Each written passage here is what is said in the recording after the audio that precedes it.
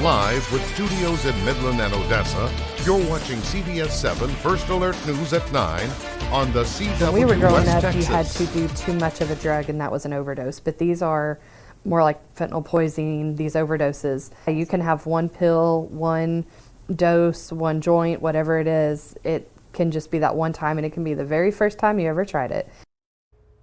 One time is all it takes, and that's what makes overdosing so scary, and part of why it's the third leading cause of teen death. In just a few minutes, you can learn, or how you can learn, to help prevent the ODs. Thanks for joining us for CBS7 News on the CW, and thanks to those of you joining us live on the CBS7 YouTube. I'm Lauren Munt, and we start tonight with continuing coverage.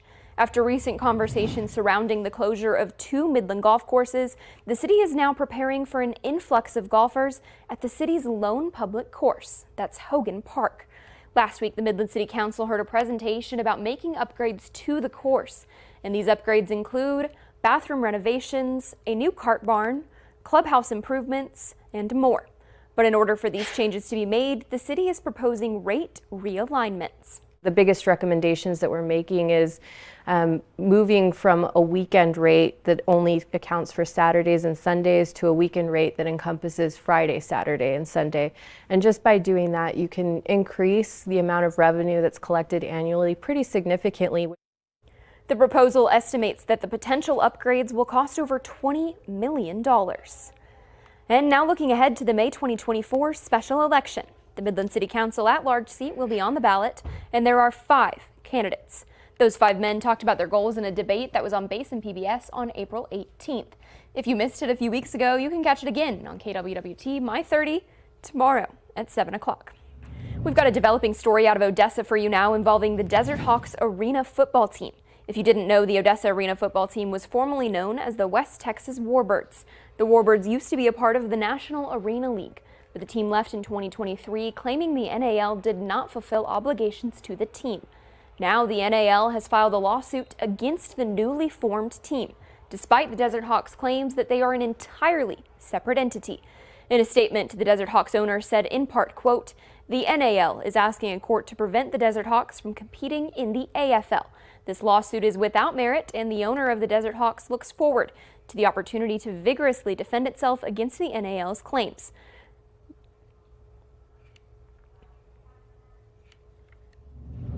And a Big Spring assault charge has now been upgraded to murder after the victim died from his injuries. A 20-year-old Tanner Williford is charged with the murder. He was previously arrested and charged for aggravated assault with a deadly weapon. Police say that the assault happened on April 18th at a DK convenience store on Gregg Street. According to officials, Smith said he was assaulted by Williford, and police arrested him for an outstanding animal cruelty warrant. After police found the suspected blunt object used in the assault, he was also charged for that attack. Smith has been hospitalized since April 18th, and he ultimately died from his injuries on April 26th. An autopsy has been scheduled, and Williford is being held at the Howard County Detention Center on a $500,000 bond. And in your public safety news, a drug overdose is the 3rd leading cause of teen death. That's according to the CDC. Now, MCH Trauma Services and Odessa Teen Court are trying to prevent that with an education class called Facing Emergency Narcotics in Texas, or FENT. People who take the class will see what happens to the brain and body during a drug overdose. They'll learn how to use Narcan, which is an over-the-counter emergency overdose treatment, and review the life-saving steps that you should do while waiting for an EMT to arrive on a scene. It's a class that can benefit everyone. You don't know what you're getting, and it's killing these kids, it's killing people all over the streets, and we just want them to know what they're getting into, make smart decisions, and be able to help other people in need if that comes to that. Attendance and completion of the course can be redeemed for community service hours. The next FENT class is on June 10th at the ECISD Police Department in downtown Odessa. For information on how to sign up, you can visit our website, cbs7.com. We're going to take a pause now and talk your weather forecast with Chief Meteorologist Tom Tieferteller. Tom, it was a hot weekend. Is it going to be a hot week? It is going to be a rather warm week, at least over the next couple of days. Speaking of high temperatures, let's take a look at this. High temperatures for today across the area. We're into the upper 80s, right at 90 though. Presidio, Fort Stockton in the hot spot. was Rio Grande Village, up to 101 degrees this afternoon, warming up to 90 in Pecos. It looks like we're going to see more of this in our forecast. As we take a look at current temperatures, they've cooled off just a touch out there, upper 70s, very comfortable evening across most areas of West Texas. And that wind has calmed down quite a bit. Still out of the south to southwest, starting to come around to the south, though. That's indicating some Gulf moisture will be moving back in, and that's what's going to lead the way to a thunderstorm or two in our forecast for tomorrow. Also, it's going to keep overnight lows up a little bit, only into the lower 60s to wake up to early Tuesday morning. Thank you, Tom. We've got new details now after a Midland business was destroyed after a fire broke out early this morning. The Midland Fire Department was called to the Space Monkey Smoke Shop in the 800 block of South Weatherford Street. That was around 6:30 a.m. Officials say the fire was in the ceiling and it is currently under investigation by the fire marshal's office. We'll keep you updated as we learn more. Some consumer news for you. The 14,000 square foot facility that was formerly known as Frisky's Brewery is still on the market. And the realtor says the possibility for the space are endless. The venue was originally the first brewery in Odessa, but the pandemic and family loss eventually led to the sale. Sitting on 3 acres of land behind Parks Legato Town Center, the location could be a brewery, it could be a restaurant, or even an event center, any of which could fit into the growth that Odessa leaders are trying to see for the area and the community. We have a very eclectic community, and we got people from all over the world and all over the United States, and this will fit right back into where they come from. So they're seeing similar things from their communities that are now being transplanted here in Odessa. The most unique feature of the building, the high-tech brewery. But the equipment can be removed for buyers who aren't interested in any beer, and that would reduce the sale price. Additionally, the cash register, the cutlery, and the appliances are all included with purchase. I truly think this is one of the most well-equipped kitchens in the Permian Basin. If there's something you need to cook, prepare, chop, slice, it's here. It could be a high-end steakhouse. It could be an Italian restaurant. There's so many different opportunities. This building is also located where the new Brass Pro Shop is going in. For more information about the building and its history, you can find the story on our CBS7 First Alert News app. And across West Texas, we've got an update for you now on a story we first told you about last week. The Alpine Cowboys have reached an agreement to continue their use of Coconut Field for another season. As of last Thursday, the Alpine Cowboys had not yet reached an agreement to continue leasing the field with Alpine ISD and Sul Ross State University. Originally, the team paid $5,000 to lease the field, but it was increasing to $10,000. A compromise of $7,500 was offered and accepted by the Cowboys. Opening day will be May 29th. Let's continue to talk some local sports with the UTPB baseball team locking up the 4th seed after defeating Oklahoma Christian. The Falcons open up the playoffs this Saturday when they face the 5th-seeded UT Tyler Patriots.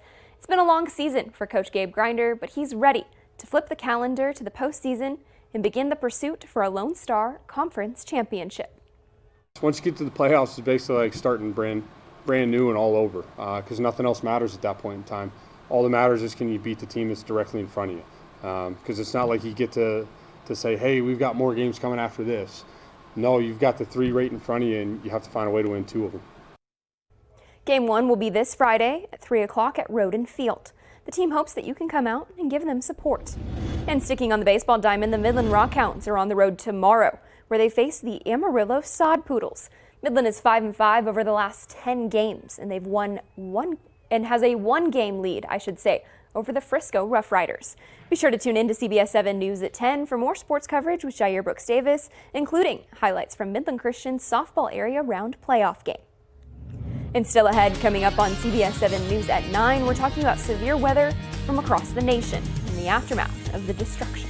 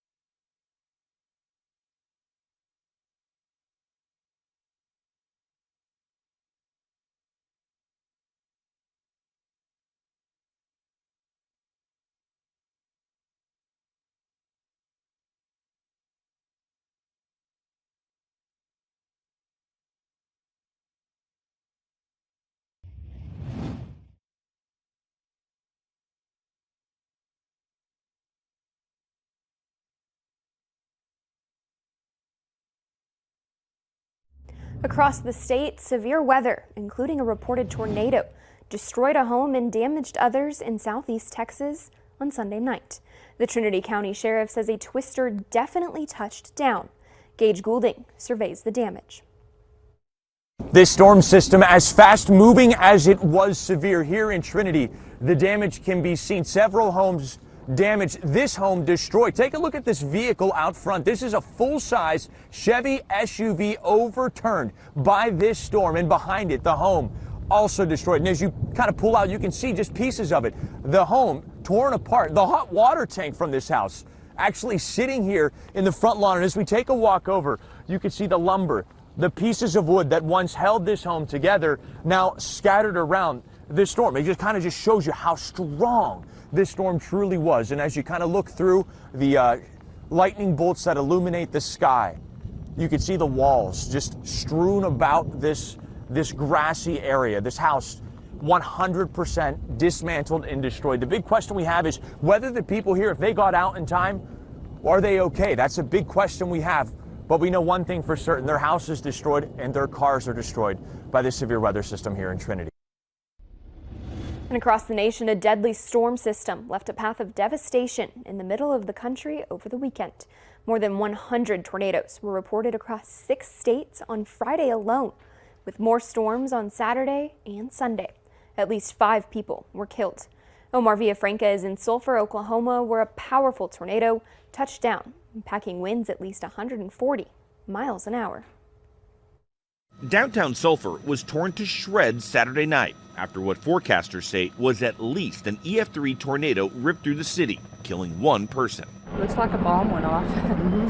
It's so much worse in person. Dana Vandiver and Donna Lewis own the Prairie Thicket Boutique. The clothes are still on the racks. They took this video as they arrived to see what was left of their business. How does that even happen? They just celebrated their grand opening on Friday. But now, a heartache. Yeah, heartache, devastation. And the devastation extends far beyond Sulphur. Starting Friday, a storm system spawned a slew of tornadoes across the plains, including Nebraska, where parts of Omaha, the state's most populous city, were leveled. You come upstairs and see that you have no house from emerging from the basement. You're home, but you're actually homeless. Back in Oklahoma, destroyed homes and businesses were also a common sight in Marietta, where another EF3 twister touched down Saturday. Jack Fink with CBS News Texas was there to see the aftermath up close. Authorities say the tornado that blew through Marietta, Oklahoma, developed so fast it gave very little warning. It crossed I-35 and destroyed 2 stores and then damaged this nursing home. It continued in a northeasterly direction where it slammed into this hospital. 1 driver was killed when his 18-wheeler overturned. The EF3 here in Sulphur seems to have struck with similar speed. It sounded like a freight train was coming at us. Like, all we heard was like, boom. 19-year-old Addie Gordon was working at the local steakhouse when the tornado hit. She thought it was going to miss the city until it didn't. Were you scared? Oh, I screamed. I thought I was going to pee myself. Right, I was like, this is it. This is how we're going to die. 12 counties here in Oklahoma are under a state of emergency. Power is still out to thousands, but crews are working around the clock to try to restore that.